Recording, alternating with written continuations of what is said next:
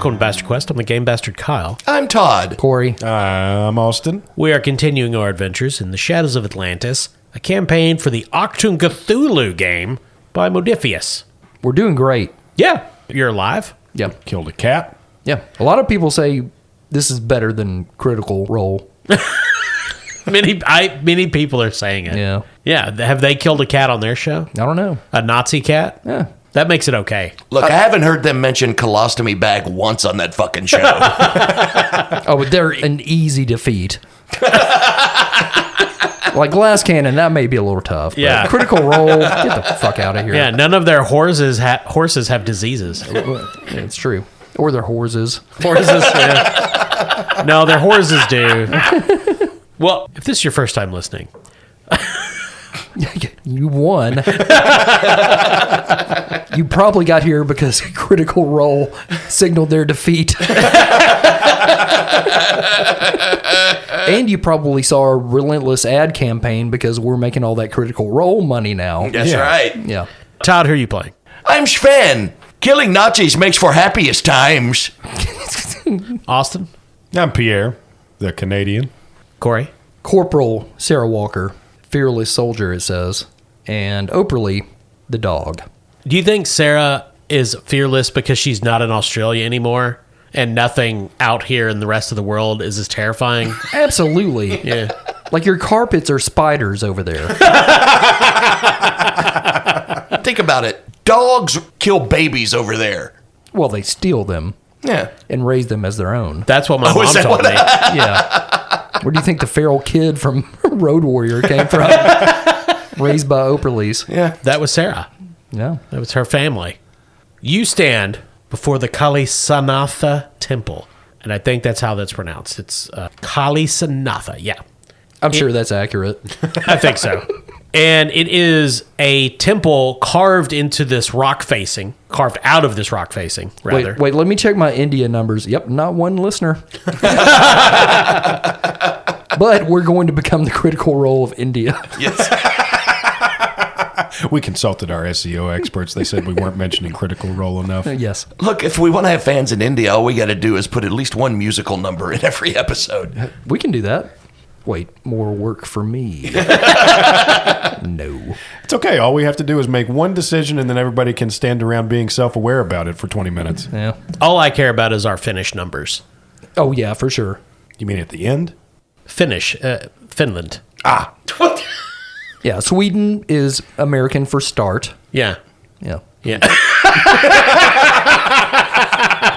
You got to follow the direction west to east. Well, let's get Swedening.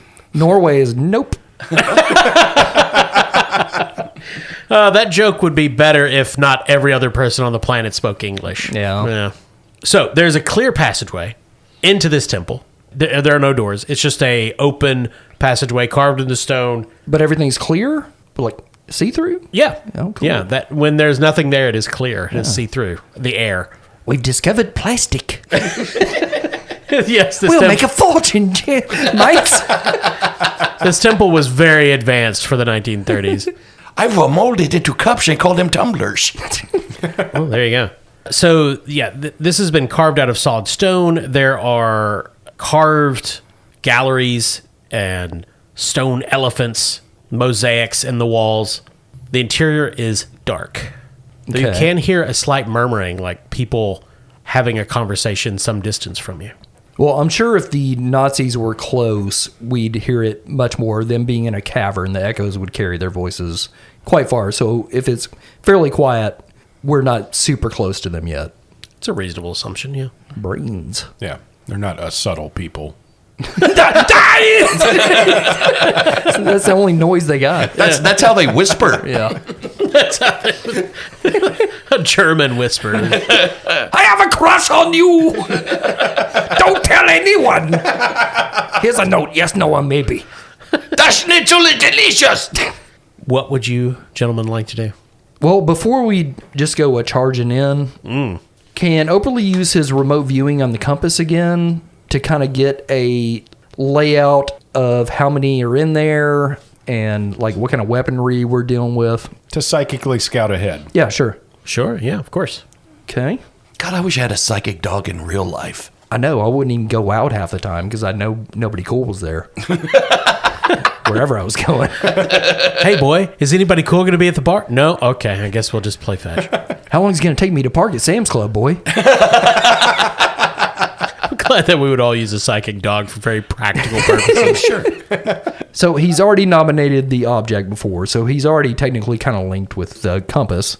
But I'm sure I'm still going to have to roll. Absolutely. Okay. And I'd say we're in close range, so that should be good.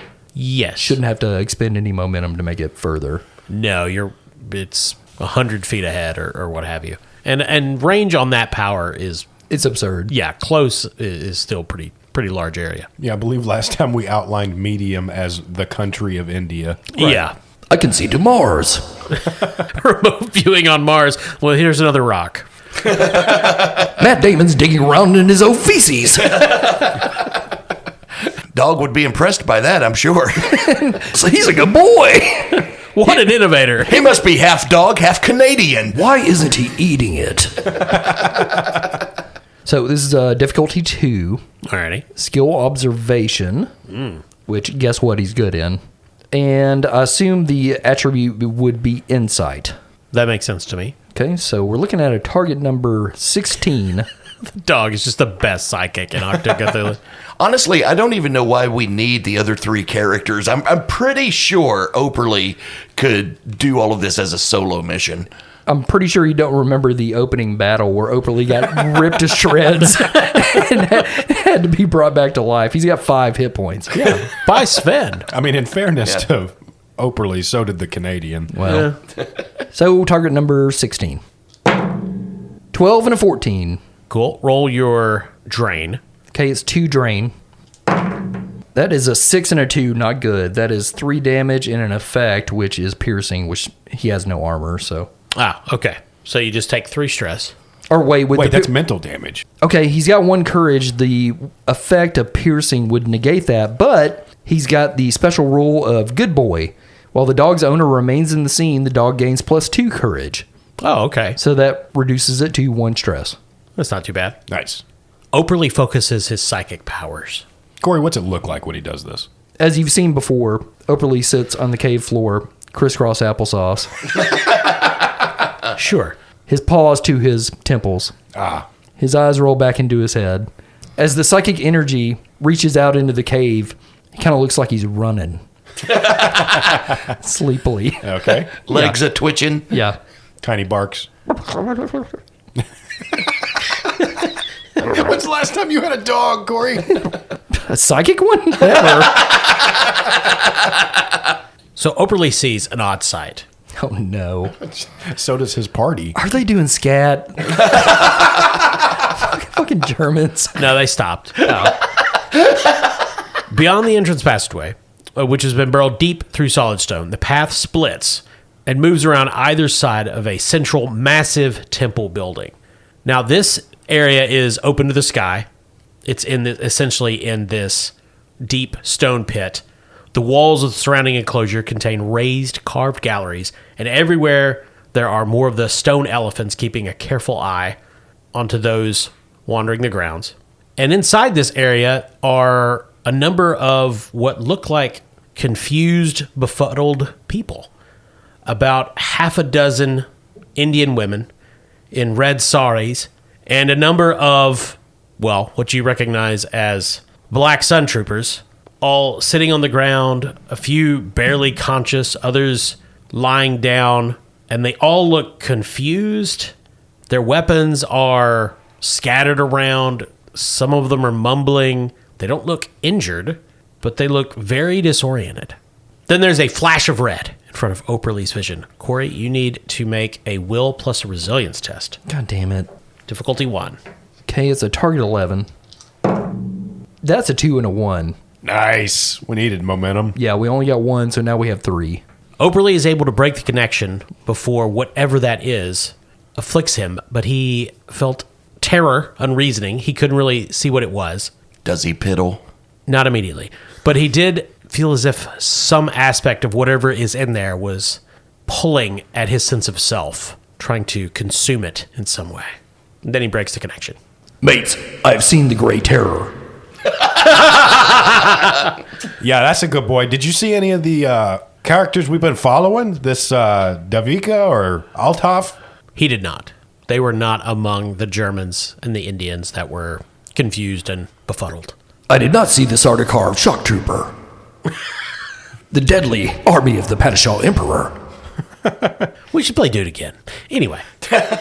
Well, the way old boy describes it, this is, of course, like a ritual site, right? We're all agreed on that? Yes. Sven has a 5 in academia with a focus in occultism. Ah. Could I roll that for him and see if this is like some sort of magic that he is familiar with? Sure. Okay. So, since this is Indian magic and Sven is not from India. The polar fucking opposite of Indian. Yeah. I'm going to say this is going to be pretty hard. This is going to be difficulty 4. You say that this is Indian magic, but let me tell you something. These stone elephants, that's what we see in Norway when we drink too much vodkas. In America, you see the pink elephants, but in Norway, we see the giant stone elephants that bleed out of their trunks. It's good time. Oh my God. Lord. It took a turn there. Honestly hilarious. Okay. God bless. Well, Operle and Sarah definitely do not have academia. So there's not much we can do to assist. Austin, do you have academia? Pierre does. Oh, Not only in academia, but in occultism as a focus. cool. Well, you can assist. Yeah. So that means I'm just rolling 1d20, but my crit range is up to 3. Same, because I also have a focus in occultism. All right. Now, Kyle, is this insight or reason? Oh, definitely reason. Okay. So a grand total of 11. Not great, but at least a higher crit range. So here's my 1. That's a 10. Cool. Okay. So that's a success that Todd can add if he rolls at least 1 success. My reason is 8 coupled with my 5 in academia, so rolling for a 13. Do you want to spend any momentum? I will spend a momentum for an additional d20. All right. Do you want to give me any threat? You know what, Kyle? Take a threat. Well, I'd have to take 2. Oh, it's true. Oh, yeah. It combines with momentum. But I'll take 2. No, I'll roll these 3. You son of a bitch. Well, there's an 11 and a 17 and a 19. Ooh. Oh, no. Kyle, I still have 2 fortune, so I am going to re-roll. All right. I'm going to spend 1 and re-roll the 2 failures.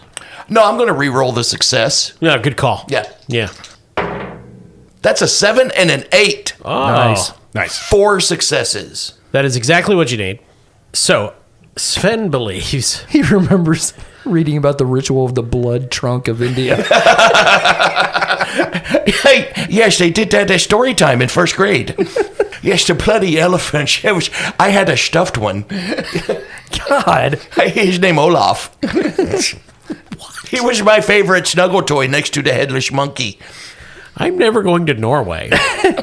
Captain Olaf's Fun Time for Children also featured a popular bleeding elephant puppet. He introduced Breaking the Waves. It's a deep cut for the podcast listeners there. Hey, friends, I believe we have stumbled upon Andhakasaurus, the spirit of ignorance. Oh, no. I feel like that was traveling with us already. What are you talking about there? I feel like we're living through that in present day. Summoned from a drop of elephant demon's blood. See, told you. All this shit. These strange ghost-like figures emit screams that sound very much like enraged pachyderm. I have a swing band at home called Enraged Pachyderm. When they first appear, their perfect faces seem calm and serene, only twisting into a grimace of rage when they spy their target, any living being that possesses memories. Whether they steal memories from a person or simply scare them out of the victim's mind is unknown. They do not appear to feed on the memories they remove, but their attraction to them cannot be denied. Some scholars have likened their behavior to that of a moth attracted to a flame. Quick, mates, forget. That's so good. It was actually in the book that it's blood pachyderm. Yeah. I know. Todd did not know that No. before he Didn't. made the roll. That's what sets us above critical fucking roll. Yeah. That and when the solution is to forget everything, so we just start drinking. Right. It's in the Ghostbusters. A rich crimson in color, the spirits are incorporeal, gliding through solid objects with ease. Whether the figure appears to be male or female depends on the nature of the Gajasura, which is a demon elephant. The component blood is taken from. Their finger and toenails are long and look to be as sharp as claws, even though they actually inflict no physical damage. I read it in a book somewhere.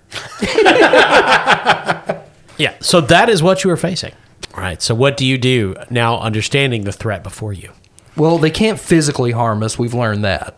As far as Sven knows, that is correct. And I believe it mentioned something about yelling at us. Pachyderm scream. Pachyderm screams. Yeah, pachydermic screams, if you will. That was my psych rock group back in Australia. Okay, well, it's just bleeding elephant spirits. Mm-hmm. Okay, That's all. We're good.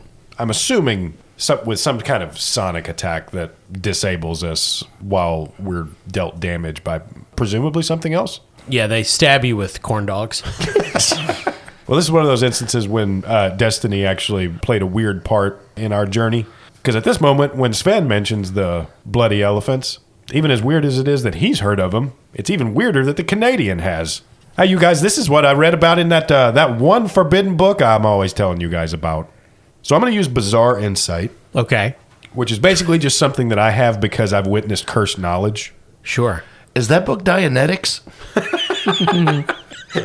Once per scene, you can generate one threat to obtain info without a skill test. I will take a threat. Kyle, what's something that Pierre knows based on his reading of lore that can help defend against these beings? Pierre remembers reading many years ago about the Antagosaurus that they could be soothed by music. Or more specifically, he remembers that the ancient Indian carvers of such temples would often embed discrete musical instruments into the architecture of the temples, such that there might be some sort of flute instrument hidden as part of a pillar that when you blow into it, it would create a sound and ward off such guardians that they might have put in place. If you found such a device, perhaps that would allow you to deal with these foes without having to engage them directly. Ugh, I always hate having to play the wall flute. So does it have to be from the flutes built into the walls? I'm going to regret this. But why do you ask? Well, we got this dog. Sure. Shut the fuck up. He's a tad powerful. I hate to keep using Operle, but goddamn, he's the shit. With his thought-sending talent, one of the things he can do is he can spend a momentum to not just like speak with a creature, to share images, sounds, a memory, or something that's happening right now. I see. In this case, I would say yes. It would have to be the thing built into the temple because these creatures don't have minds in the way that Operle would understand it. Let me ask you this. Sure. One of the things that this dynamite fucking dog can do is send memories. We know they feed on memories. Can we use the memory shooting ability as a distraction while we try to find the flute wall? Sure. Though I would say that would do damage to Operle. Start to say, yeah, you can't project the memory. He can just activate it. Well, it's not a real memory. He can just send one out. Of course. Like of times before they were constantly ejaculating blood from their... That's the wrong word. Ejecting? Yeah. So it really comes down to this, Corey. Yeah. Do you want to be the one who's responsible for using Operle as bait? Never mind what I just said. All right. So then why don't we, for once, split up? I'm not going anywhere without my dog. Yeah, whoever finds the flute plays it. That's the plan. And the other two who find the elephants, see you later. Okay, so you guys are going to split up and look for this. Austin said these words. Oh, I see. Todd and I were just sitting here. Just letting him get it out of his system. I thought it was a good plan, Austin. Well, can we just kind of do a simple like search observation Sure, you can look around. at first? Yeah. It'd be insight plus observation for anybody that wanted to do it. All right. I have a grand total of 14 for insight and observation. Operle's got a fucking 16. Question, Kyle. Sven has a 5 in academia with a focus in history. Could I use that instead? My knowledge of history, which apparently includes Indian studies. And flutes. And flutes. Yeah, flutes that are built into the walls. Yeah. I would say you could use your insight and history in this case, considering you pulled all that bullshit about the demon blood elephant. Right. Well, can we kind of do this as a group test? I would say the two of you could assist Sven. Okay. But we can use our insight and observation to assist? Yeah. Okay. Okay. That's a 14 for me. 16 for Operle. That's 12. Well, I got a 15. So there's one success. All right. How many successes do I need, Kyle? It is difficulty 2. Okay. My insight is 10, and since I'm using history, that's going to be a 5. So target number 15. I think we're in pretty good shape. Since I have a focus in history, then that's going to increase my crit range. Well, one is a 19, but the other one is a 15. Success! Woof. I'm so glad I took that class in wall flutes at Oslo University. They ended that program shortly after and replaced it with Puking Panthers 101.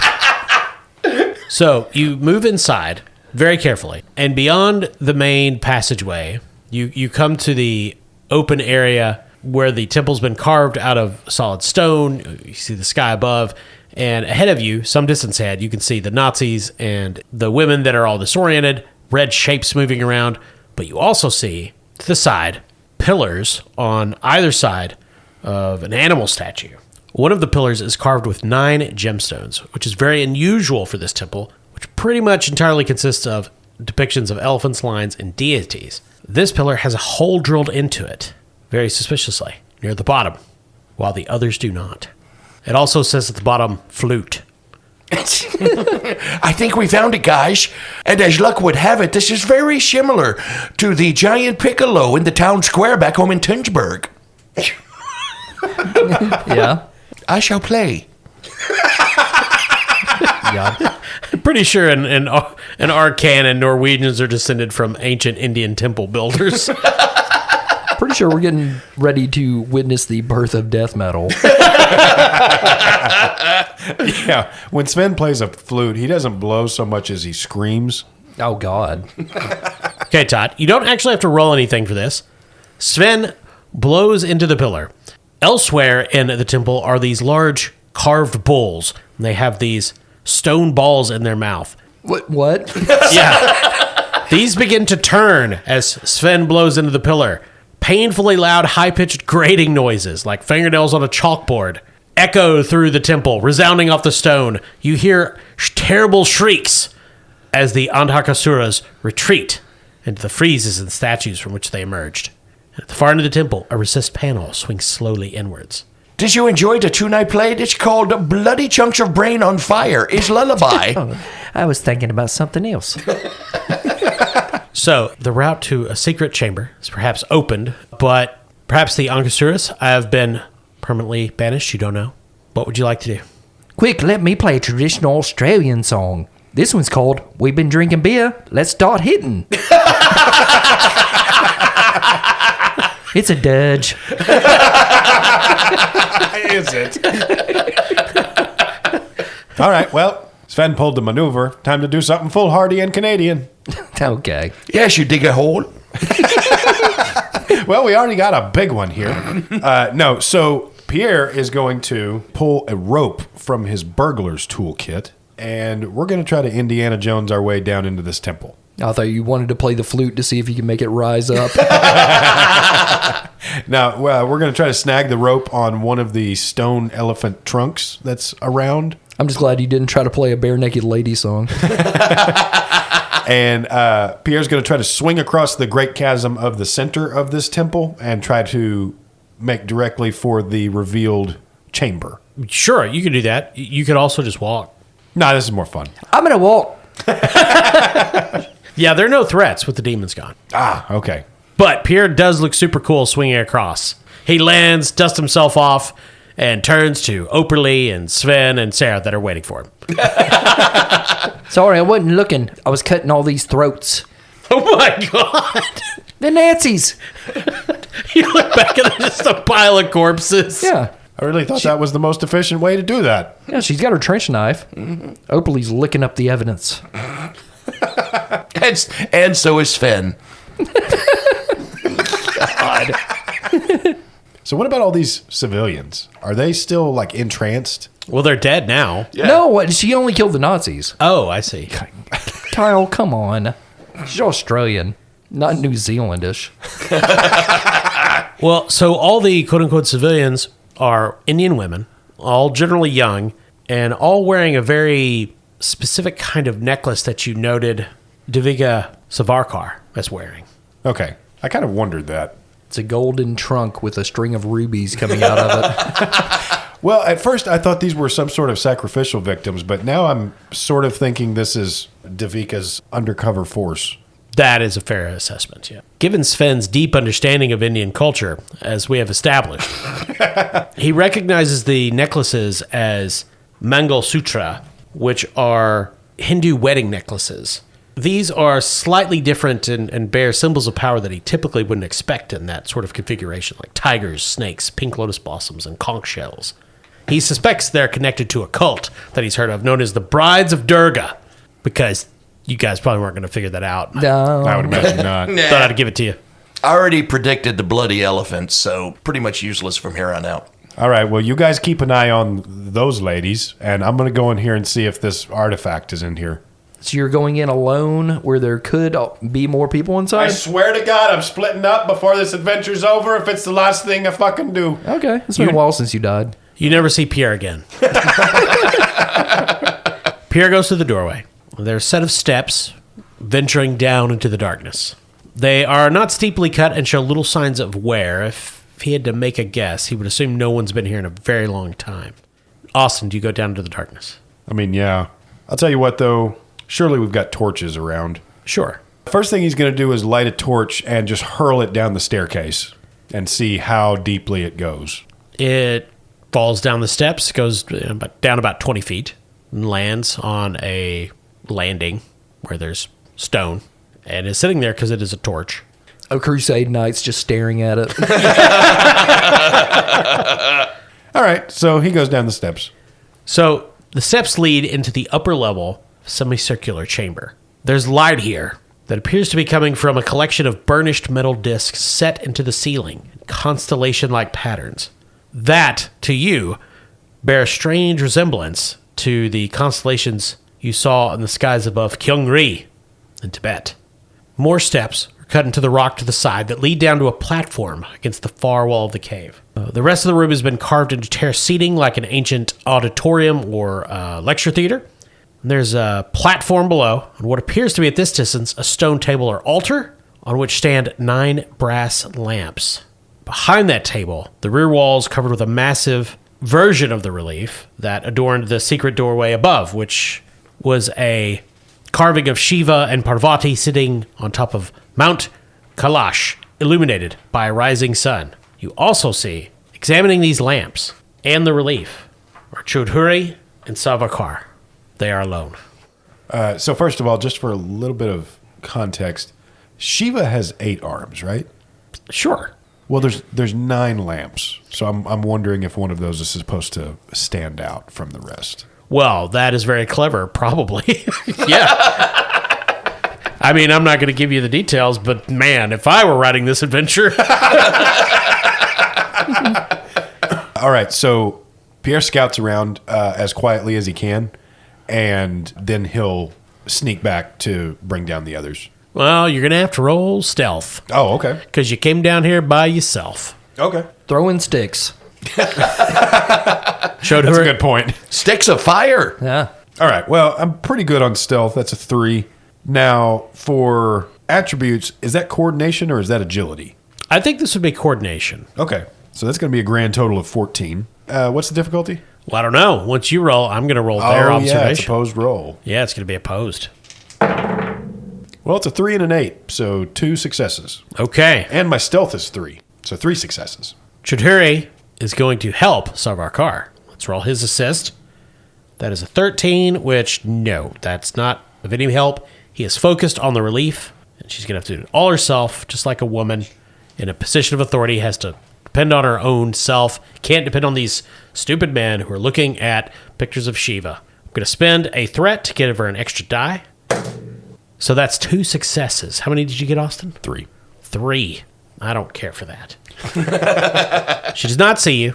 She's too busy looking at these lamps, trying to figure out which one is going to open the secret compartment hidden somewhere in this chamber to give them the next relic of Atlantis.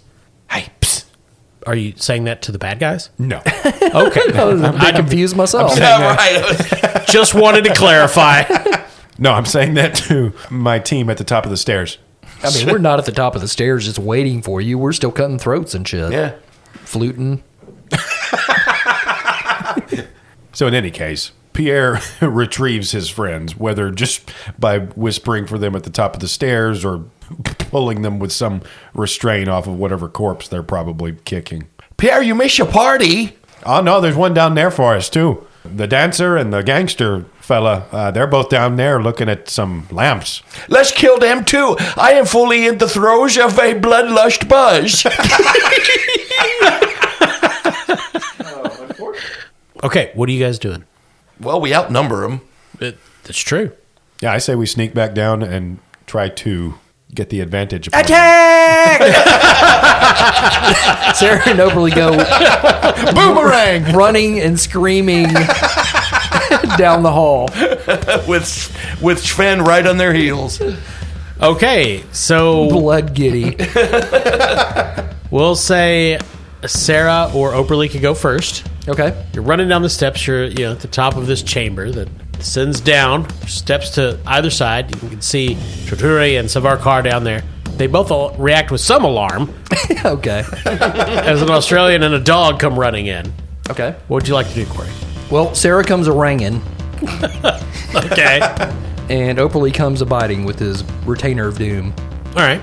So I assume we're in combat, and this is kind of a surprise round. Yes, you're in combat. Okay. Pierre is not participating in this combat. Aren't you just contrary Connie today?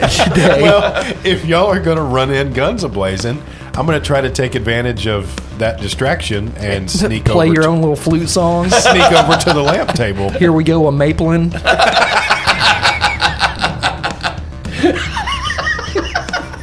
Here we go, a Maplin. That old Canadian folk hymn. Yeah. Canadiana. So range attacks are agility and fighting, correct? They are. Okay, that's a target 14 for Sarah. No, I'm looking at Operle. I don't even look at Sarah's sheet anymore. Well, actually, I think melee is agility and fighting, and range is coordination and fighting. Okay, so Sarah's got a target 15. And what's the range on the boomerang? Over yonder. Oh, okay. In that case, it'll be difficulty. No. The boomerang is reach or medium. Oh, okay, cool. So difficulty 1, Okay. because they're medium. Ooh, 19 and a 12, so she got the 1 success. No, that's all you need. Who are you attacking, Chudhuri or Savarkar? Well, Sarah, of course, knows the woman is the most dangerous. Always. In this case, it's definitely true. Boomerang only does 2D. It's fucking lame. I'm going to have to beat this sucker up in the next mission. Get a metal boomerang. I mean, again, feral kid. Sharpen this fucker. Yeah. It's a 5 and a 2, so 3 damage in an effect, which it does not have an effect unless I salvo with it. I don't know how the fuck you would do that. Seems like every attack would be a salvo attack with a boomerang. Well, you're not wrong. Maybe Sarah has multiple boomerangs and she just throws them all at the same time with a salvo. It's boomerang. That's a common misconception, yeah. Okay, the boomerang flies from Sarah's hand, whirls around the room, slams Savarkar in the back. She cries out, flies back to Sarah's hand. Back to me, Duncan. And it is Operle's turn, who I assume is just spending his turn running down to try to get down there. Oh, yeah. So he can close in on them on the next turn. Sven or Pierre? Though Pierre is standing out, right? Yeah, as Sven runs into the room, Pierre's just going to slip off the platform where they currently are down to the bottom level where he can try to sneak over to the table. Okay. Todd? Sven is going to draw his bow and arrow Oh. and take aim also at the female. Fuck, I forgot about taking aim. I hate this game. And I've got the goddamn sharpshooter skill. Like, there's got to be... Kyle, tell us this. Yeah. Is there like a term for people who always forget they have skills? Yeah, it's called players. Oh. So we didn't invent anything. No, this is Okay. standard. Okay. Yeah. Since she is the most dangerous, I am going to attempt to also take her out. Also, I'm going to remind everybody, because I did forget earlier in the last combat round, we do have bonus damage if your attributes are high enough. That is correct. And in case you're wondering, Sven has no problem with killing a woman because the cannon in charge of the Black Sun troop that he murdered in Norway was a woman, and he ripped her Mate, heart you've out. told this story so many times. You've hung them from trees, yes, we know. Years from now, in Norway, lots of grandkids will be going, yes, we know, Grandpa. You killed the Nazis. We got it. Literally, Every year the- we go see the sun tree. He's literally saying this as he has the bow pulled back into the fire. You know, like my story. Okay, murder it is. So it's difficulty 1, because I'm pretty sure the bow is a medium-range weapon. It is. Yep. And once again, that is coordination and fighting. Yeah. It's going to be a 14. Wait, how does that story end? I've never paid attention. That's an 8 and a 2. So you've got another momentum. You could put that in a damage if you wanted, or you could store it. I'm not going to store it. I'm going to put it in damage. Okay. So how much damage are you rolling? The bow and arrow is 3 piercing, and with an additional from the momentum, that will be 4d6. Cool. Plus your bonus damage, right? Yes, so that'll be 5. All right, so that's a 1, a 2, and 2, 5, so that's going to be 5 damage and 2 effect. What are the effects on a bow? Piercing. Well, that makes sense. Joke's on you, she doesn't have armor. So she just takes that right in the eyeball. Oh, yeah, that's worse. She screams and goes down, because that's her last stress, bleeding, and Chodhuri goes, ah! Haha, dance on that, you hoser. Give me back my compass. He spins around, pulls a Luger out. Let's see, which of you is going to shoot at? I'm going to say he doesn't see Pierre.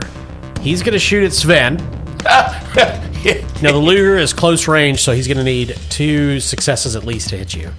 He doesn't get them. The bullets are ricocheting around the room as he unleashes hell intermittently and randomly.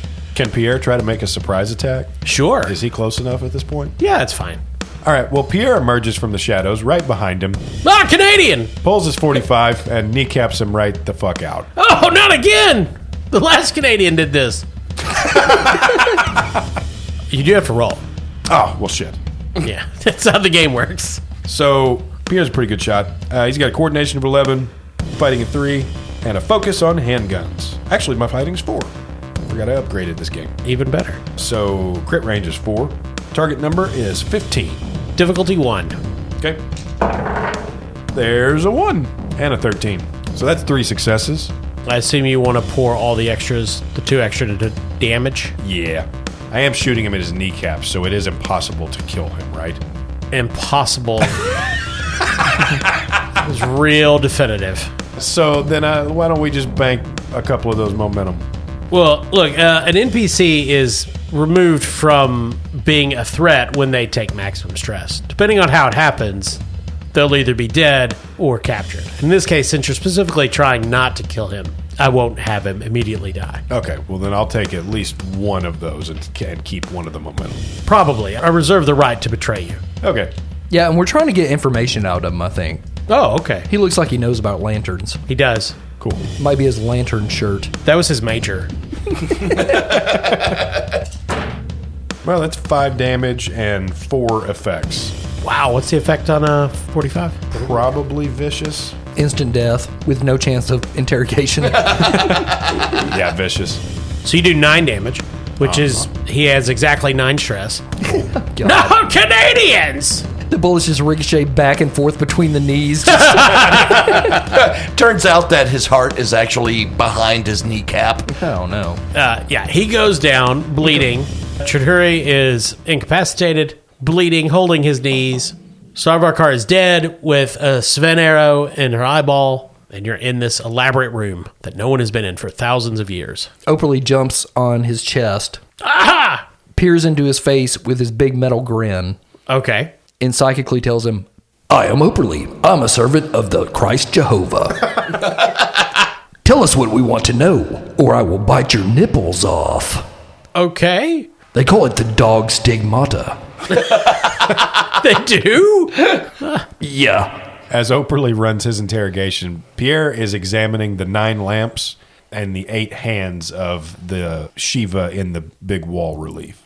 Well, Austin, Pierre discovers that the 9th lamp that does not correspond to one of the hands of Shiva, when shifted, there is a gem under it. When you push it, there's a loud click. A panel slides open in the side of the altar, revealing a hidden alcove within. Hey, we didn't need him after all. Somebody shoot him. I can be valuable. I have many starched shirts. Operle, kill him.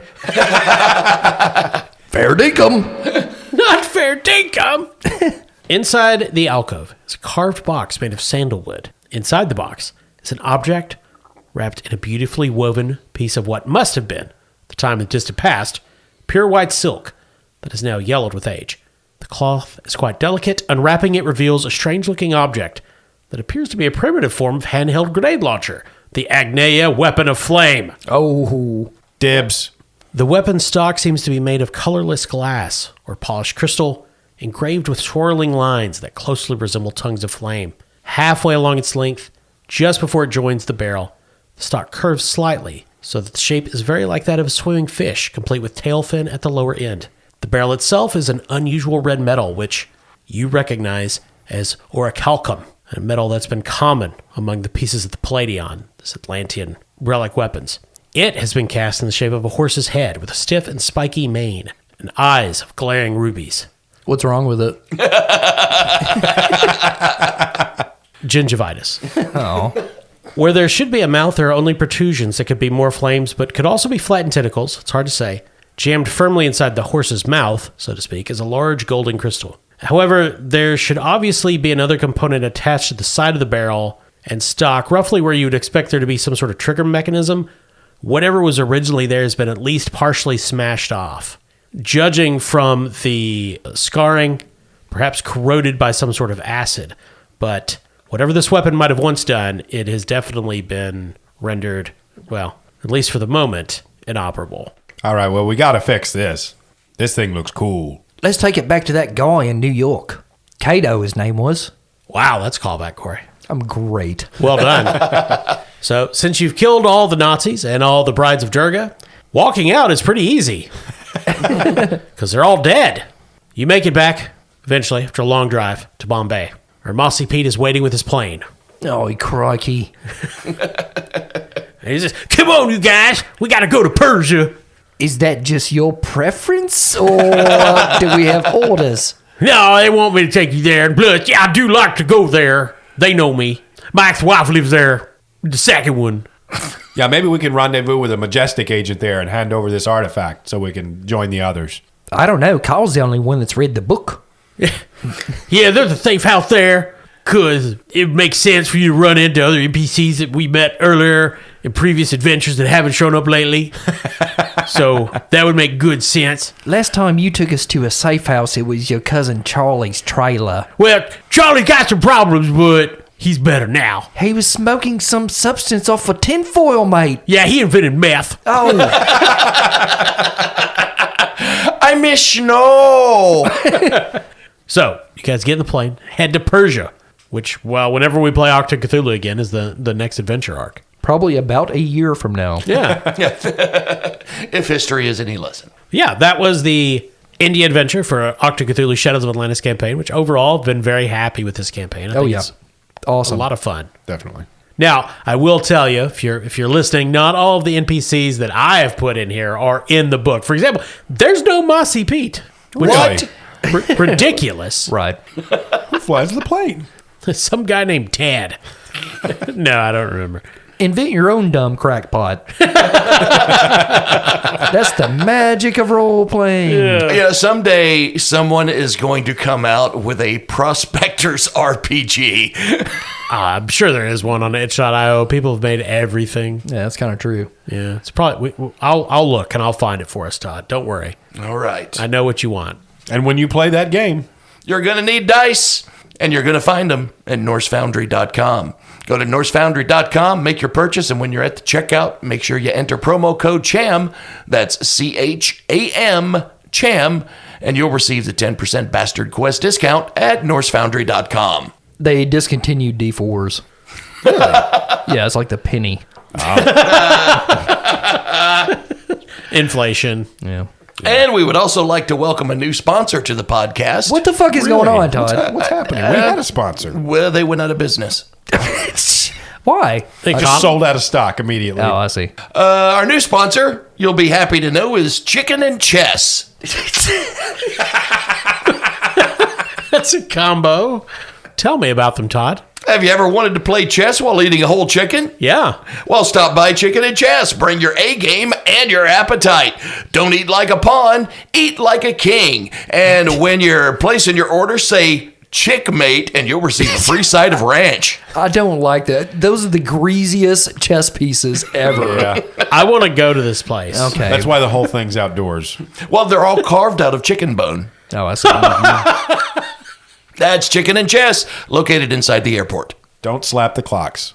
And as always, thanks to all of you who listen, who leave reviews, who follow us on social media, who talk to us on Patreon and Discord. We love you. We love hearing from you. We love talking to you. Yeah, I've been playing a game with some of our Discord pals with 2 Matts, an L, and a Spider, and it's been a lot of fun. And by God, it's been really good. As much as we jump around playing games, to have been playing Achtung Cthulhu with them. We're playing the Egyptian campaign, Serpent in the Sand. I think it is Serpent the Sand. Yeah. And it's awesome as well, if you guys want to check that out. But it's been a lot of fun playing with them on Thursday nights. And for once, I felt prepared going into a game. Even though we played this 5 times. Like, I felt so confident this time. Because we've been playing it for probably 3 months now. Yeah, one of the hard things about this show is we play a lot of different games. And so even something we've played a lot of, if there might be 8 systems between it. Right. It does not matter. Like, there's always something we'll forget. Initiative, shit like that. I started to say, Yeah. for me, I have a pretty good memory about most things. I can never remember how fucking initiative works on any of these games. Right. I just keep forgetting that Austin is on the podcast. Oh, well, it's true. Yeah, I gave him a ride. I was like, okay, see you. And he was like, no, I'm coming in. I was like, Yeah, he just thought I was rude. weird. Well, thanks for listening. I'm Kyle. I'm Todd. Corey. I'm Austin.